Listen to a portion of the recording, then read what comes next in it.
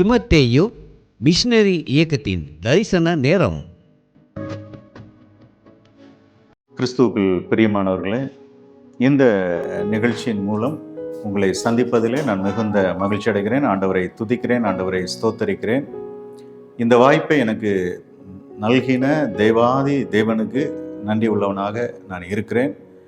இந்த தீமோத்தேயு மிஷனரி இயக்கத்தின் மூலமாக தரிசன நேரம் என்கிற நிகழ்ச்சியை பார்த்து கொண்டிருக்கிற உங்கள் யாவரையும் இயேசு கிறிஸ்துவனுடைய என்பையுடைய நேற்ற நாமத்தில் உங்களை அன்போடு நான் வாழ்த்தி உங்களை நான் ஆசீர்வதிக்கிறேன்.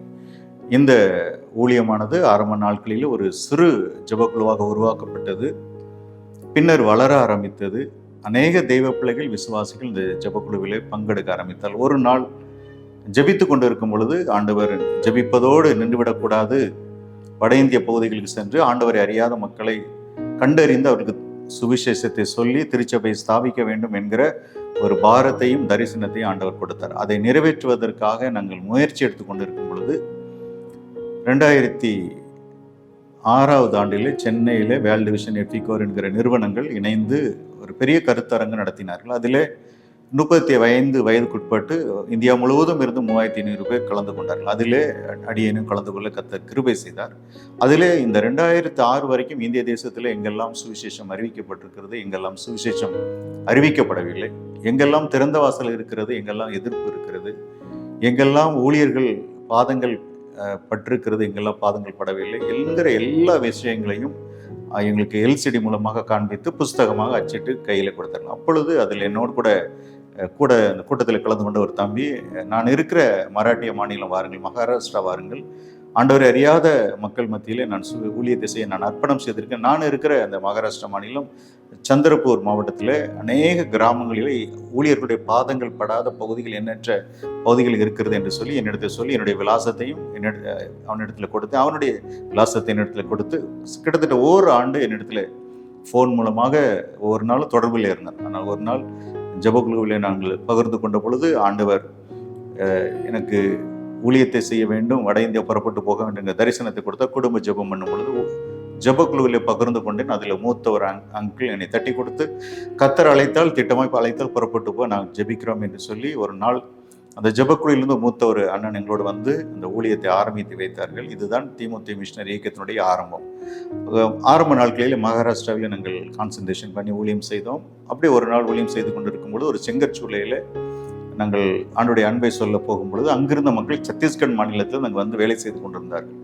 அவர்கள் எங்களுடைய பகுதிக்கு நீங்கள் இயேசுவை பற்றி சொல்ல வாருங்கள் என்று சொன்ன பொழுது, அதற்கு பிறகு 2 ஆண்டு சத்தீஸ்கருக்காய் ஜெபித்து, அதற்கு பிறகு சத்தீஸ்கர் மாநிலத்திலே நாங்கள் கால் பதிக்க ஆண்டவர் எங்களுக்கு உதவி செய்தார். அதைத் தொடர்ந்து ஒரிசா, குஜராத் மற்றும் தெலுங்கானா மாநிலத்திலும் ஆண்டுடைய ஊழியத்தை நாங்கள் நிறைவேற்றி வருகிறோம். என்னோடு கூட ஒரு 45 முழு நேர ஊழியர்கள் அதனுடைய பணியை குடும்பமாக செய்து நிறைவேற்றி வருகிறார்கள். இந்தியாவில் 5 மாநிலங்களில் இந்த ஊழியம் நடைபெற்று கொண்டு இருக்கிறது.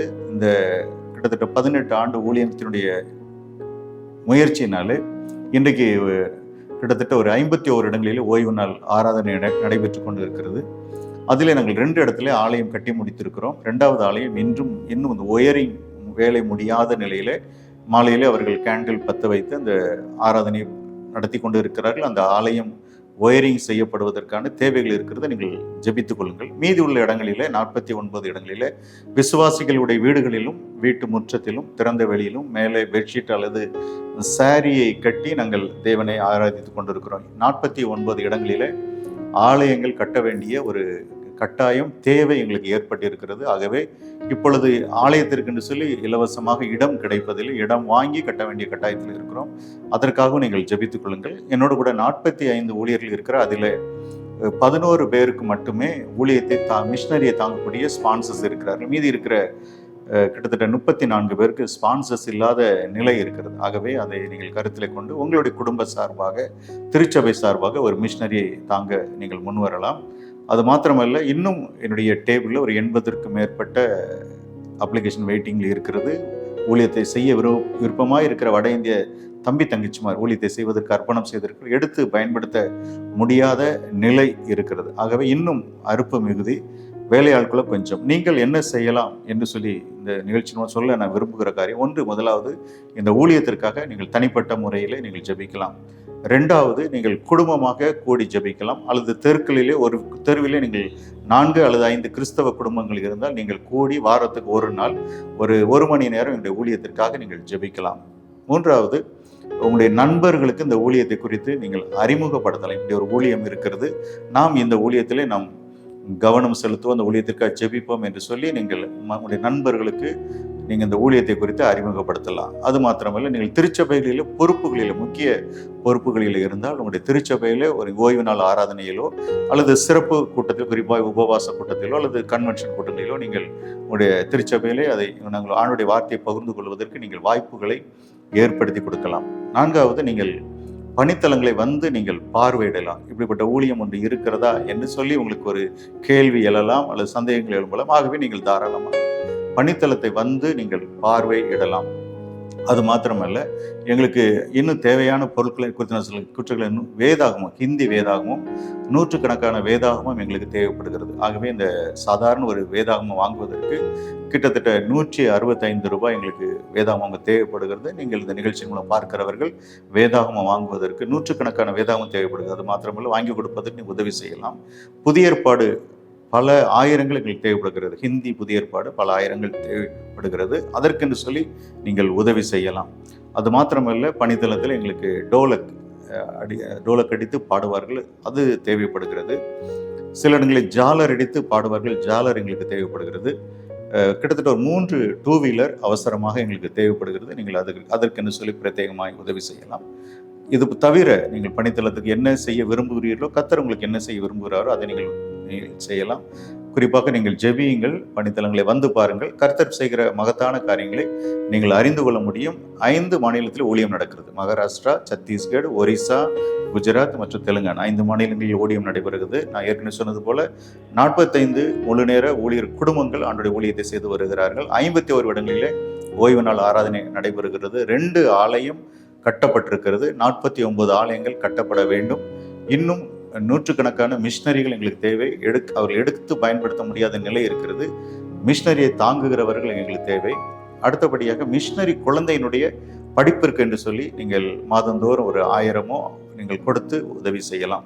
ஆதிவாசி குழந்தைகள் படிப்பிற்கு நாங்கள் உதவி செய்கிறோம். ஒரு குழந்தையுடைய படிப்பிற்கு மாதம் 600 ரூபாய் நீங்கள் கொடுத்து அந்த ஆதிவாசி பிள்ளைகளுடைய படிப்பிற்கு நீங்கள் உதவி செய்யலாம். அது மாத்திரமல்ல, ஆயுள் கால அங்கத்தினர் என்கிற ஒரு திட்டம் இருக்கிறது. ஒரே ஒரு முறை உங்களுடைய சின்ன குழந்தைகளையோ உங்களுடைய பேர பிள்ளைகளையோ நம்முடைய ஊழியத்திலே ஆயுள் கால ஜெப அங்கத்தினராக நீங்கள் சேர்த்து விடலாம். உங்களுடைய அந்த பிள்ளைகளுடைய பெயர், பெற்றோருடைய பெயர், பிள்ளையுடைய பிறந்த நாள், பெற்றோருடைய வெட்டிங் ஆனிவர்சரி நீங்கள் எழுதி கொடுத்து, பிள்ளையுடைய ஃபோட்டோ, பாஸ்போர்ட் சைஸ் ஃபோட்டோ, ஒரு 3 அல்லது 4 ஃபோட்டோவை கொடுத்து நீங்கள் 1000 ரூபாய் காணிக்கை செலுத்துவீர்களானால் தினசரி எங்களுடைய அலுவலகத்தில் நடக்கிற ஜெபத்திலே ஆயுள்கால அங்கத்தினர் பிள்ளைகளுக்காக விசேஷித்த ஜெபம் ஏறெடுக்கப்படுகிறது. ஆகவே நீங்கள் அதை மனதில் கொள்ளலாம். இப்படிப்பட்ட அநேக உதவி செய்வதற்கு நிறைய வழிகள் இருக்கிறது. வளர்ந்து வருகிற ஒரு சிறிய மிஷனரி ஊழியம், வளர்ந்து வந்து கொண்டிருக்கிற ஒரு கன்று. நீங்கள் பெரிய அநேக தேவ பிள்ளைகள், கிறிஸ்தவர்கள் பெரிய மரங்களுக்கு கூட தண்ணீர் ஊற்றுகிற ஒரு நிலை நீங்கள் புரிந்து கொள்ளுன்னு நினைக்கிறேன். ஆனால் நாங்கள் வளர்ந்து வந்துட்டு ஒரு சிறிய செடி. இந்த ஊழியத்தில் ஜெபிக்கிற உள்ளங்கள் திரளாய் தேவை. நீங்கள் இந்த ஊழியத்தில் பங்கெடுக்க உங்களை அன்போடு கூட கேட்கிறேன். நீங்கள் ஸ்க்ரீனில் பார்க்கும்பொழுது என்னுடைய அலுவலக அட்ரஸ் உங்களுக்கு போடப்படுகிறது. திருநெல்வேலியில் என்னுடைய அட்மினிஸ்ட்ரேட்டிவ் ஆஃபீஸ் இருக்கிறது. அது மாத்திரமல்ல, உங்களுக்கு என்னுடைய பேங்குடைய டீட்டெயில் இந்த ஸ்க்ரீனில் நீங்கள் பார்க்க முடியும். QR கோடு கூட நீங்கள் பார்க்க முடியும். நீங்கள் பார்த்து கொண்டிருக்கிற நேரத்திலேயே ஊழியத்திற்கு கொடுக்க வேண்டும் என்று சொல்லி காணிக்கை கொடுக்க விரும்பினால் நம்முடைய கையில், எல்லாருடைய கரங்களிலும் நம்முடைய மொபைல் வீட்டிற்கு 4, 5 என்று சொல்லி பயன்படுத்துகிறோம். ஜிபே அநேகர் பயன்படுத்துகிறோம், பேடிஎம் பயன்படுத்துகிறோம். எந்த விதத்திலேயாக நீங்கள் ஆண்டவருடைய ஊழியத்திற்கு கொடுத்து உதவி செய்யலாம். அதன் மூலம் ஆண்டவரை அறியாத மக்களை கிறிஸ்துவண்டை வழிநடத்துவதற்கும் திருச்சபையை ஸ்தாபிப்பதற்கும் அது உதவிகரமாக இருக்கும். 2 இடத்திலே அவசரமாக ஆலயம் கட்ட வேண்டிய கட்டாயம் இருக்காரு. தன்காவா என்கிற ஒரு இடத்திலும், தும்கானி டேக்கா என்கிற ஒரு இடத்திலும், அது தவிர ராய்காடிலே ஒரு ஆலயம் கட்ட 3 ஆலயம் கட்ட வேண்டியிருக்கு. அது இடத்திற்கே கிட்டத்தட்ட 5 லட்சம் ரூபாய் செலவாகிறது. அந்த ஆலயம் கட்ட முடியாத ஒரு நெருக்கத்தில் இருக்கிறோம். நீங்கள் இந்த நிகழ்ச்சியின் மூலம் கர்த்தர் உங்களுக்கு உள்ளத்தில் என்ன பேசுகிறார், ஏதாயிலும் ஒன்று செய்யுங்கள். எல்லாவற்றுக்கும் இதெல்லாம் எங்களால் முடியாது ஐயா அப்படின்னு நீங்கள் சொல்வீங்க. நாங்கள் எங்களுடைய ஊழியத்தினுடைய மெயின் நோக்கம் தமிழ் மொழி பேசக்கூடிய ஒவ்வொரு கிறிஸ்தவர்களும் எங்களுடைய ஊழியத்தில் ஒவ்வொரு விசுவாசியும், நன்றாய் புரிந்து கொள்ளுங்க, ஒவ்வொரு விசுவாசியும் எங்களுடைய ஊழியத்தில் பங்கெடுக்க வேண்டும் என்கிற ஒரு தரிசனத்தை கர்த்தர் கொடுத்திருக்கிறார். அதற்கு என்ன வழி? நாங்கள் ஒரு உண்டியல் பாக்ஸ் வைத்திருக்கிறோம். உங்கள் வீடுகளில் ஏற்கனவே உண்டியல் பாக்ஸ் இருந்தாலும் நாங்களும் உண்டியல் பாக்ஸ் இப்பொழுது 2 ஆண்டுகளாக இதை அறிமுகப்படுத்தணும். அதை வாங்கி கொண்டு ஒரு நாளைக்கு கர்த்தருடைய ஊழியத்திற்காக, தேவனை அறியாத மக்கள் தேவனை அறிந்து கொள்வதற்காக ஒரே ஒரு ரூபாய் நீங்கள் அதிகாலையில் எழுந்து நீங்கள் போட்டுவிட்டு ஜெபித்து விட்டு உங்களுடைய கடமைகளை நிறைவேற்றும் போது கர்த்தர் உங்களுடைய ஊழியத்திலே, உங்களுடைய தொழிலிலே, உங்களுடைய வியாபாரத்திலே, நீங்கள் செய்கிற பிஸ்னஸில், உங்களுடைய செய்கிற பணியில் கர்த்தர் பெரிய ஆசீர்வாதத்தை கொடுக்க வல்லவராக இருக்கிறார். ஆகவே இந்த ஊழியத்தை குறித்து நான் தெளிவாய் பகிர்ந்து கொண்டிருக்கிறேன். மேலும் இந்த ஊழியத்தை குறித்து நீங்கள் அறிய விரும்புவீர்களானால் இந்த திரையில் தெரிகிற என்னுடைய செல்போன் நம்பர் மூலமாக தொடர்பு கொண்டால் உங்களுடைய ஊழியத்தை குறித்து உங்களுக்கு விவரமாய் சொல்ல நான் வாஞ்சிக்கிறேன். கர்த்தர் பெரிய காரியங்களை செய்வாராக. God bless you. கிறிஸ்துவுக்குள் பிரியமானவர்களே, இந்த தொலைக்காட்சியின் வாயிலாக உங்களை சந்திப்பதிலே மிகுந்த மகிழ்ச்சி அடைகிறேன். ஆண்டவரை துதிக்கிறேன், ஆண்டவரை ஸ்தோத்தரிக்கிறேன். இந்த வாய்ப்பை எனக்கு கொடுத்த தேவாதி தேவனுக்கு நான் நன்றிகளையும் துதிகளையும் ஏறெடுக்கிறேன். தீமோத்தேயு மிஷனரி இயக்கத்தின் வாயிலாக இந்த நிகழ்ச்சிகளை நீங்கள் பார்த்து பயனடைந்து வருகிறீர்கள். உங்களுக்கு நன்றி செலுத்துகிறேன். தொடர்ந்து இந்த நிகழ்ச்சிகளை நீங்களும் பாருங்கள். உங்களுடைய நண்பர்களுக்கு, உறவினர்களுக்கு இந்த நிகழ்ச்சியை குறித்ததான காரியங்களை பகிர்ந்து கொள்ளுங்கள். அநேக தெய்வ பிள்ளைகள் இப்பொழுது அலைபேசி வழியாக எங்களை தொடர்பு கொண்டு வருகிறதை எண்ணி நாங்கள் கர்த்தரை துதிக்கிறோம். நீங்கள் கொடுக்கிற ஜெப குறிப்புகளுக்காக நாங்கள் ஊழியர்களாக கூடி நாங்கள் ஜெபித்து கொண்டு இருக்கிறோம். நீங்கள் அற்புதத்தை பெறுகிற வரைக்கும் உங்களுக்காக ஜெபிப்போம். நீங்கள் அற்புதத்தை நன்மை பெற்றுவிட்டேன், நான் கொடுத்த ஜெப குறிப்புக்கு கர்த்தர் பதில் தந்தார்னு சொல்கிற வரைக்கும் நாங்கள் ஜெபித்து கொண்டே இருப்போம். நீங்கள் அந்த நம்பிக்கை இழந்து விட வேண்டாம். சிலர் ஊழியத்தினுடைய தேவைகளை அறிந்து ஊழியத்திற்கு உங்களுடைய உதாரத்துவமான காணிக்கைகளை அனுப்பி கொண்டு இருக்கிறீர்கள். உங்களுக்கு நன்றி தெரிவிக்கிறோம். சிலர் வாக்கு கொடுத்திருக்கிறீர்கள், நாங்கள் உங்களுடைய ஊழியத்தின் வளர்ச்சிக்காக நாங்கள் பிரயாசப்படுவோம், எங்களால் இயன்ற உதவிகளை செய்வோம் என்று சொல்லி நீங்கள் சொல்லியிருக்கிற அந்த வார்த்தை எங்களை விசுவாசத்தில் எங்களை ஓட பண்ணுகிறது. அந்த வார்த்தைகளுக்காக உங்களுக்கு நன்றி தெரிவிக்கிறோம். இன்னும் சிலர் நாங்கள் பணித்தளத்தை வந்து பார்வையிட விரும்புகிறோம் என்று சொல்லியிருக்கிறீர்கள். தாராளமாக நீங்கள் பணித்தளங்களை வந்து பார்வையிடலாம். இந்த ஊழியத்தின் மூலம் 5 மாநிலங்களிலே ஆண்டுடைய ஊழியம் நடைபெற்று வருகிறது. மகாராஷ்டிரா, சத்தீஸ்கர், ஒரிசா, குஜராத் மற்றும் தெலுங்கானா. இந்த மாநிலங்களில் நீங்கள் வந்து எங்களோடு தங்கி ஊழியங்களை நீங்கள் பார்வையிடலாம். உங்களை அன்போடு நாங்கள் அழைக்கிறோம். கர்த்தர் தாமே உங்களை ஆசீர்வதிப்பாராக. இந்த நாளினுடைய செய்தியினுடைய தலைப்பு வளரும் சபையாக இருக்க வேண்டும். நம்முடைய சபை வளருகிற சபையாக இருக்க வேண்டும் என்கிற தலைப்பிலே, வளரும் சபையாக இருக்க வேண்டும் என்கிற தலைப்பிலே ஆண்டுடைய வசனத்தை நாம் தியானிக்க போகிறோம். அதற்கு ஆதாரமாக அப்போஸ்தலர் எழுதின நடபடிகள் 2வது அதிகாரம் 47வது வசனம். அப்போஸ்தலர் 2வது அதிகாரம் 47வது வசனம் நான் வாசிக்கிறேன். தேவனை துதித்து ஜனங்கள் எல்லாரும் இடத்திலும் தயவு பெற்று இருந்தார்கள். ரட்சிக்கப்பட்டவர்களை கர்த்தர் அனுதினமும் சபையிலே சேர்த்து கொண்டு வந்தார். ரட்சிக்கப்பட்டவர்களை கர்த்தர் அனுதினமும் சபையிலே சேர்த்து கொண்டு வந்தார். தலைகளை தாழ்த்தி ஜெபிப்போம். அன்பு நிறைந்த ஆண்டவரே, இந்த நிகழ்ச்சியின் மூலமாக நீர் என்னோடு எங்களோடு என்ன பேச போகிறீர் என்பதை நாங்கள் அறியும் வண்ணமாய் உடைய சமூகத்தில் நாங்கள் காத்திருக்கிறோம். அப்பிரயோஜனமற்ற உமது அடியேனை நம்முடைய சிலுவைக்கு பின்பாக நீர் மறைத்து கொள்ளும். எங்களுடைய சபை, நாங்கள் ஆராதிக்கிற திருச்சபைகள் வளருகிற திருச்சபையாக இருக்க வேண்டும் என்று சொல்லி கர்த்தர் எதிர்பார்க்கிறீர். ஆண்டவரே, நாங்கள் வளருகிற திருச்சபையாக இருப்பதற்கு என்ன செய்ய வேண்டும் என்று சொல்லி இந்த வசனங்களின் மூலமாக நீர் எங்களுக்கு கற்றுத்தார். நாங்கள் கற்றுக்கொள்கிறது எங்களுடைய வாழ்க்கையிலே அதை நடைமுறைப்படுத்தி பார்க்க எங்களுக்கு உதவி செய்யும். புதிய தரிசனங்களை இந்த நிகழ்ச்சியின் வாயிலாக எங்களுக்கு தருகிறதற்காக நன்றி செலுத்துகிறோம். மீட்பர் இயேசுவின் மூலமாக மனத்தாழ்மையோடு வேண்டிக் கொள்கிறோம். ஜீவனுள்ள நல்ல பிதாவே. பிரியமானவர்களே, வளரும் சபையாக நம்முடைய சபைகள் இருக்க வேண்டும். இது மிஷனரி ஊழியம், சபை பாடற்ற ஊழியம். எல்லா சபைகளோடும் நல் உறவு வைத்து திருச்சபையை ஸ்தாபிக்கின்ற ஒரு மிஷனரி இயக்கமாக இந்த தீமோத்தேயு மிஷனரி இயக்கம் செயல்பட்டு கொண்டிருக்கிறது. சபைகள் வளர வேண்டும் என்பது எங்களுடைய ஊழியத்தினுடைய ஒரு தரிசனமாக இருக்கிறது. காரணம், திருச்சபைகளுடைய ஒத்துழைப்பும் உதவியும் இருந்தால்தான் எங்களுடைய ஊழியத்திலே நாங்கள் எங்களை போன்ற மிஷனரி ஸ்தாபனங்கள் முன்னேறுவதற்கு அது உதவியாக இருக்கும். அப்படியானால் நம்முடைய சபை எப்படிப்பட்ட சபையாக இருக்க வேண்டும்?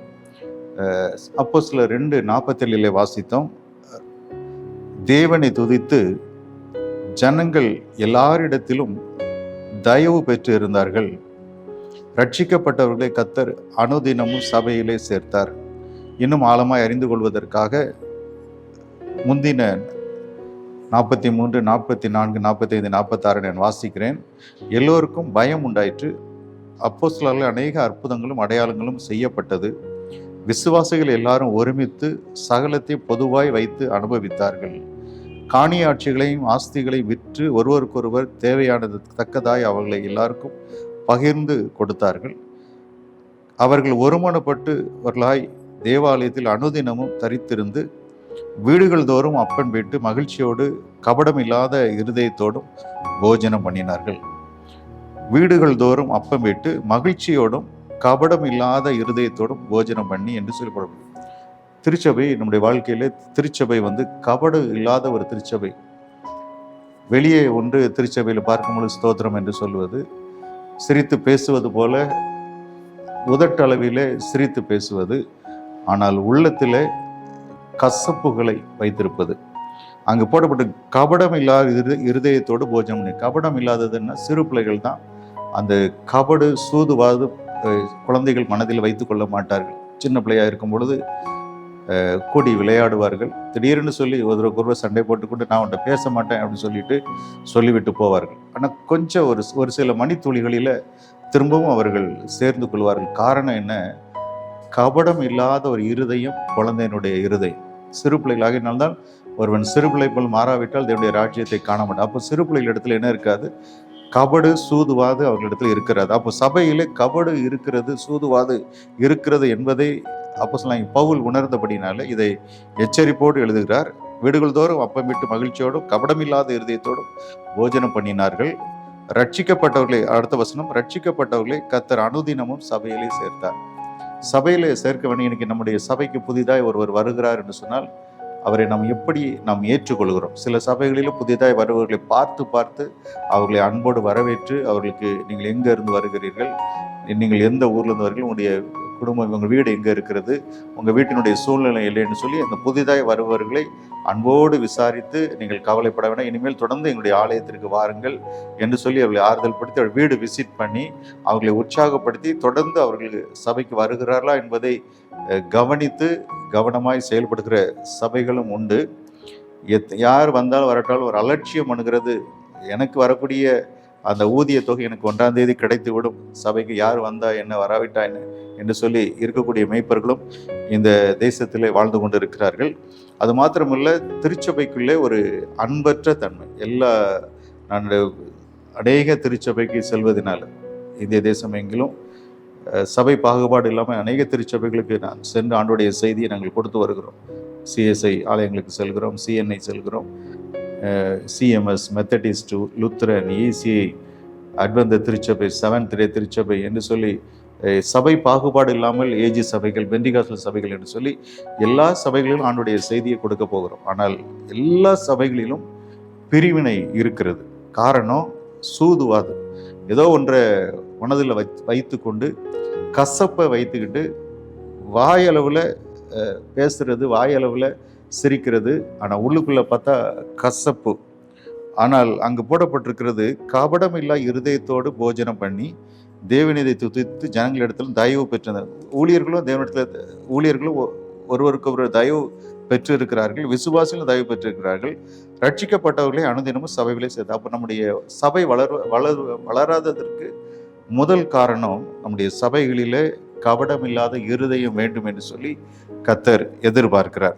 அந்த கபடம் இல்லாத இருதயம் நம்முடைய சபையில் இருக்கும் பொழுது, புதிதாய் நம்முடைய செயல்களை பார்த்து நாம் சண்டையிட்டு கொண்டு இருக்கும் பொழுது, இந்த சபையிலே நம்ம சேர்ந்து நம்மளும் நம்முடைய வாழ்க்கை சீரழிந்து போகும் என்று சொல்லி பின்வாங்கி போகிற ஒரு கூட்ட மக்கள் கிறிஸ்தவத்தில் வர வேண்டும் என்று சொல்லி வந்தார்கள். ஆனால் கிறிஸ்தவத்தில் இருக்கிற அந்த ஜாதி வித்தியாசம், அந்த உயர்ந்த ஜாதி, தாழ்ந்த ஜாதி, அல்லது இவன் உயர்ந்தவன் பின் என்று சொல்லி கட்டுப்பாடுகள் எல்லாம் அவங்கள வர வேண்டியவர்களை வர வைக்க முடியாமல் அவங்க இன்றைக்கி பல அம்பேத்கர் அமைப்பில் போய் சேர்ந்து கொள்கிறாங்க. காரணம் நம்ம இடத்துல இருக்கிற பிரிவு. அப்போ சபை வளராமல் இருக்கிறதுக்கு முதல் காரணம் அங்கே சபையில் சூதுவாதுகள் இருக்கிறது என்பது பார்க்க. ரட்சிக்கப்பட்டவர்கள் அனுதினம் சபையில் சேர்த்தார். இன்றைக்கி நாங்கள் பணித்தளத்தில் என்னுடைய ஆலயங்களில் ஒவ்வொரு வாரமும் புதிதாக ஜனங்களை ஆண்டவர் கொண்டு வருகிறார். நாங்கள் ஊழியர்களுக்கு சொல்கிறோம், தினசரி உங்களுடைய ஏற்கனவே இருக்கிற விசுவாசியை பற்றி நீ கவலைப்படாதே, அவனுக்கு ஜெபிக்க தெரியும், பாட தெரியும், வேத வாசிக்க தெரியும். ஆனால் புதிதாக ஆண்டவர் அறியாதவர்களை நீ சந்தித்து தினமும் குறைந்தபட்சம் 3 துண்டு பிரதி கொடுக்க வேண்டும் என்று சொல்லி ஊழியர்களை எங்களுக்கு அந்த கோல் செட்டிங் கொடுக்குறோம். இங்கே திட்டம் செய்யணும்னு சொல்லிட்டு அவர்கள் போய் ரோடுகளில் நின்று மார்க்கெட்டில் நின்று துண்டு பிரதிகளை கொடுக்குறார்கள். ஒரு மாதம் முழுவதும் ஒரு 100-நூற்றுக்கணக்கான துண்டு பிரதி கொடுக்குற. நிறைய துண்டு பிரதி கிழிச்சு அவங்க கண்மூடி கிழிச்சிட்டு போயிடுவாங்க, கிழிச்சு போட்டு போயிடுவாங்க, சிலது கசக்கி போட்டு போயிடுவாங்க. ஆனால் ஒரு சிலர் பத்திரமா வைத்துக்கொள்வாங்க. வீட்டில் போய் படிக்கிறாங்க. படித்த பிறகு அவங்க அந்த துண்டு பிரதி மூலமாக ஆண்டவரை அறிந்து கொள்கிறாங்க. அது மாத்திரம் இல்லை, சபைக்கு வர ஆரம்பிக்கிறாங்க. சபையில் இருக்கிற விசுவாசிகளும் நாங்கள் சொல்கிறோம், ஆண்டவர் உனக்கு செய்த அற்புதங்களை ஆண்டவர் அறியாத உன்னுடைய குடும்பத்தினருக்கு, உன்னுடைய சொந்தக்காரங்களுக்கு சொல்லு என்று சொல்லுகிறார். அவர்கள் போய் சொல்லுகிறார்கள். ஞாயிற்றுக்கிழமை ஆராதனைக்கு வரும் பொழுது சாட்சி சொல்லுகிறார்கள். என்ன சொல்லுகிறார்கள்?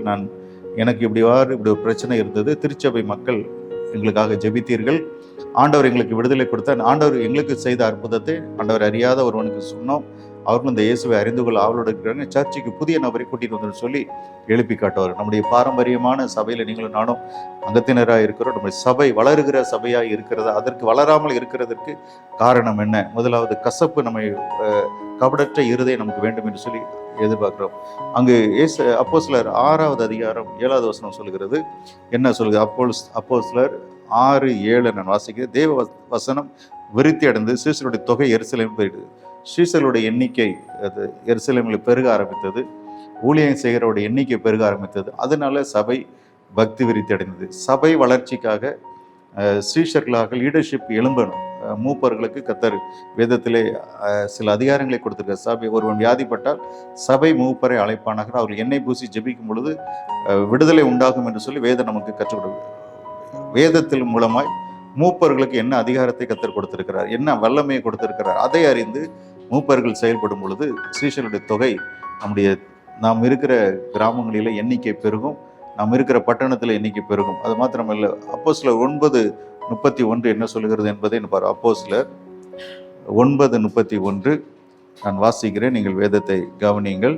அப்பொழுது யூதேயா, கலிலேயா, சமாரியா நாடுகளில் எங்களும் சபைகள் சமாதானம் பெற்று பக்தி விருத்தி அடைந்து கர்த்தருக்கு பயப்படுகிற பயத்தோடு பரிசுத்தாவின் ஆறுதலோடும் நடந்து பெருகின என்று சொல்லி போடப்பட்டிருக்கிறது. சபைகள் சமாதானம் பெற்று, சபைக்குள்ள ஒரு சமாதானம் வேணும்.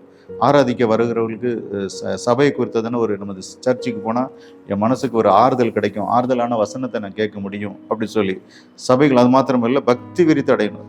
சபை பக்தி விருத்தி அடையணும். பக்தியில் கர்த்தருக்கு பிரியமாக இருக்கணும். கர்த்தருக்கு பயப்படுகிற பயத்தோடு சபை கர்த்தருக்கு பயப்படணும். ஏனென்று சொன்னால் திருச்சபைக்கு தலைவர் கர்த்தர். அப்போது திருச்சபையில் ஒரு பிரச்சனையை நம்ம கொண்டு வருகிறோம், நம் மூலமாக திருச்சபையில் பிரச்சனை ஆரம்பிக்கிறது, நம் மூலமாக திருச்சபை உடைகிறது அப்படின்னு சொல்லி வரும் பொழுது ஆண்டவருடைய கண்கள் உங்கள் மேலே வர ஆரம்பித்து விடும். கர்த்தருடைய கோபத்திற்கு நம்ம ஆளாகி விடுவோம்.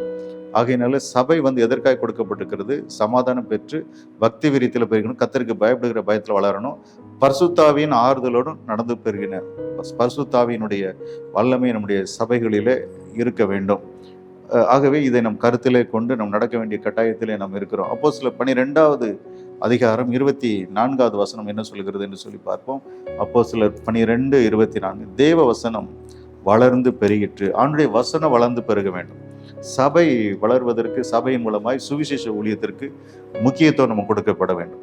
சபை வளர்ச்சிக்காக ஏதோ வருடத்திற்கு ஒரு நாள், வருடத்திற்கு ஒரு வாரம் சுவிசேஷ ஊழியத்தில் கரிசனையில் ஒவ்வொரு வாரமும் சுவிசேஷ ஊழியத்திற்கு நாம் முக்கியத்துவம் கொடுக்க வேண்டும். ரட்சிக்கப்பட்டவர்களை அனுதினமும் கர்த்தர் சபையில் சேர்ப்பதற்கு நம்முடைய கபடற்ற தன்மை தான் ஜனங்களை ஆண்டவரண்டை கொண்டு வரும். நம்ம சண்டை போடுறது வெளியே அந்த உலகத்தில் இருக்க நம்முடைய பார்க்குறாங்க. சபை வளராததற்கு காரணம், ஒருவேளை நம்முடைய சபை அன்னைக்கு 100 பேர் இருந்தால் இன்றைக்கி எத்தனை பேர் இருக்கிறாங்க? சில சபைகள் வளர்ந்து கொண்டு போகிற காரணம் என்ன? ஜனங்களை அவர்கள் நேசிக்கிறார்கள், அவர்களை அடிக்கடி சந்தித்து அவருடைய சுக துக்கங்களில் அவளோடு கூட நிற்கிறார்கள். இன்னைக்கு அநேகர் சொல்கிற காரியம், நான் இத்தனை வருஷமா அந்த ஆலயத்துக்கு போகிறேன், என்னுடைய போதகர் என் வீட்டில் வந்து ஒரு நாளும் ஜெபிச்சது கிடையாது, என்னுடைய சபையை நடத்துகிறவர்கள் என்னுடைய வீட்டுக்கு வந்து என்னுடைய கஷ்டத்தில் எனக்கு உதவி செய்தது கிடையாது. அதனால தான் சபையின் மீது வெறுப்பு ஏற்பட்டு அவர்கள் வேறொரு இடத்துக்கு போக வேண்டிய ஒரு இக்கட்டான சூழ்நிலைக்கு தள்ளப்படுகிறார். சிலர் ஏதோ நம்ம சர்ச்சுக்கு போகணும் அப்படிங்கிற மனப்பான்மையோடு வருகிறவர்கள் உண்டு. நமக்கு என்ன, நமக்கு தேவனை ஆராதிச்சோமா வீட்டுக்கு போனோம் அப்படின்னு சொல்லி நினைக்கிறோம். சிலர் கடமைக்காக வருவாங்க. நம்முடைய சபை வளராததற்கு காரணம் கபடற்ற தன்மை நம்மிடத்தில் இருக்க வேண்டும். கசப்புகள் நம்முடைய சபையில் இருக்கக்கூடாது. சீஷர்களுடைய தொகை பெருக வேண்டும். சீஷர்கள் சொல்லும் பொழுது மூப்பர்களுக்குன்னு சொல்லி கொடுத்திருக்கிற அதிகாரத்தை நம்ம சரியான வழியிலே நாம் பயன்படுத்த வேண்டும். இப்போ எவ்வாறு பயன்படுத்த வேண்டும்? ரட்சிக்கப்பட்டவர்களை அனுதினம் சபையில் சேர்த்தார்கள். சபையில் மூப்பர் ஒருத்தர் வியாதியாக இருக்கிறாங்கன்னு சொன்னால் அந்த வீட்டுக்கு எல்லாரும் மூப்பர்கள் போகணும், அவருக்கு விசாரிக்கணும், அவங்களுக்கு தேவையான உதவி செய்யணும், அவருக்கு கண்ணீரோடு ஜெபிக்கணும். ஒரு வியாதிப்பட்டால் சபை மூப்பரை அழைப்பானாக என்று சொல்லி வேதம் நமக்கு கற்றுக் கொடுக்கிறது. போதகர் அழைப்பானாக என்று சொல்லப்படவில்லை. ஆகையினால சபை மூப்பருக்குன்னு சொல்லி விசேஷித்த ஒரு அதிகாரத்தை கற்றுக் கொடுக்கிறார். அந்த அதிகாரத்தை நம்ம சரியான வழியில் பயன்படுத்தும் பொழுது சபை பெறுகிறது. அப்போஸ்தலர் 9:31 சொல்லுது, பரிசுத்தாவின் பயத்தோடும் பரிசுத்தாவின் ஆறுதலோடும் பரிசுத்தாவினுடைய வல்லமை நம்ம ஏற்றோடும் தேவனுக்கு பயப்படுகிற பயம் சபையில் இருக்கணும். சபையில் வந்து எதையும் செய்யக்கூடாது. சில ஆண்டுகளுக்கு முன்னே 2010 ஆண்டிலே கன்னியாகுமரி மாவட்டத்தில் நடந்த ஒரு காரியம், ஒரு போதகர் காலையில் அதிகாலை 2 ஆராதனை அவர்கள் ஆலயத்தில் முதல் ஆராதனையை முடிக்கிறார். முடித்த உடனடியாக அவர் அடுத்த ஆராதனைக்கு ஆயத்தப்படும்படியாய் ஆராதனை அவர்களுக்கு ஆசீர்வாதத்தை கொடுத்துட்டு போதகர் ஆலயத்திலிருந்து வெளியே வர முயற்சிக்கிறார். அப்பொழுது ஒரு சபையில் இருக்கிற ஒரு மூப்பர் ஏதோ ஒரு காரியத்தை சொல்லி அந்த போதகருடைய அங்கியை பிடித்து இழுத்து அவரை அடிக்கிறார். அங்கி கிழிந்து போகிறது. ஆலயத்தினுடைய பின்வாசல் வழியாக, ஆல்டருக்கு அருகாமல் இருக்கிற பின்வாசல் வழியாக அவருக்கு மிஷின் ஹவுஸ் கொடுக்கப்பட்டு வீட்டுக்குள்ளே போய் பின்வாசல் வழியாக மனைவி முன்வாசலில், அந்த போதகருடைய மனைவி முன்வாசலில் இருக்கிறத பார்த்து போதகர் பின்வாசல் வழியாக வீட்டுக்குள்ளே போய் அங்கேயே மாற்றிவிட்டு அவருடைய வீட்டில் இருந்த பாத்ரூமில் போய் அழுகிறார். ஆண்டவரே, நான் என்ன தவறு செய்தேன், இப்படி என்னை அடித்து அவமானப்படுத்தி விட்டார்கள்னு சொல்லி ரொம்ப ஒரு வயதில் மூத்த ஒரு போதகர் அழுது விட்டு அடுத்த ஆராதனைக்கு ஆயத்தமாகி வேறு அங்கேயே போட்டுக்கொண்டு அடுத்த ஆராதனை அவர் ஃபுல்பீட்டில் வந்து ஆல்டரில் வந்து நிற்கிறார். நடந்தது என்ன? அந்த ஆராதனை, செகண்ட் ஆராதனை ஆரம்பிக்கிறது. செய்திக்காக ஒரு பாடல் போய்கொண்டு இருக்கிற நேரத்தில் போதகர் காதில் வந்து ஒரு மூப்பர் ஏதோ பேசுகிறார். அதை சபை மக்கள் கவனிக்கிறார்கள்.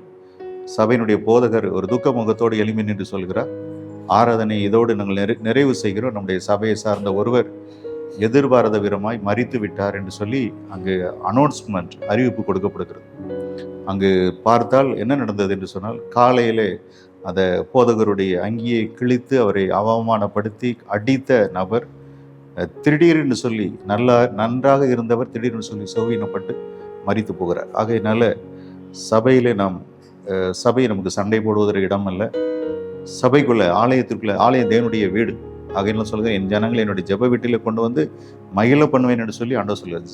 தேவ ஜனங்கள் கூடுகிற இடம் தான் திருச்சபை. ஆகவே திருச்சபைக்குள்ளே வைத்து நம்ம சண்டையிடுவதோ, தேவனுக்கு பிரியமில்லாத காரியங்களை செய்வதோ, கபடற்ற உள்ள நம்மளுக்கு கசப்போடு ஆலயத்துக்குள்ளே வரும் பொழுது சபை பக்தி விருத்தி அடையாது.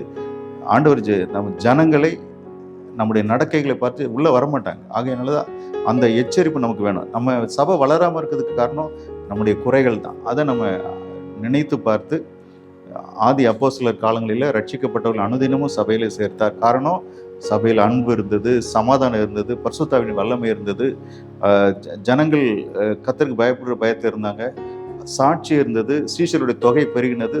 எங்கு தெரிந்து சுவிசேஷத்தை சொன்னாங்க. நம்ம சபைகளில் எங்கு தெரிந்து நம்ம சுவிசேஷத்தை சொல்லக்கூடிய நிலை இருக்கும் பொழுது சபை வளரும். ஆகவே இந்த நாளில் இதை பார்த்து கொண்டிருக்கிற அன்பு தெய்வ பிள்ளைகளை, நீங்கள் ஆராதிக்கிற சபை எதுவாக இருக்கலாம். உங்களுடைய சபை வளர்ந்து கொண்டு இருக்கிறதா, இல்லை வளர்ச்சி அடையாமல் அப்படியே இருக்கிறதா? அதுக்கு காரணம் என்ன? ஆராய்ந்து பார்த்து, என்னுடைய சபை வளர்ச்சிக்காக நான் பிரயாசப்படுவேன், என்னுடைய சபைக்காக என்னுடைய சபை வளர்ச்சிக்கு முயற்சி செய்வேன்னு சொல்லி திட்டமிடுவோம். கர்த்தர் உங்கள் நிமித்தம் உங்களுடைய சபையை வளர்த்து கொடுப்பார். தலை தாழ்த்தி ஜெபிப்போம்.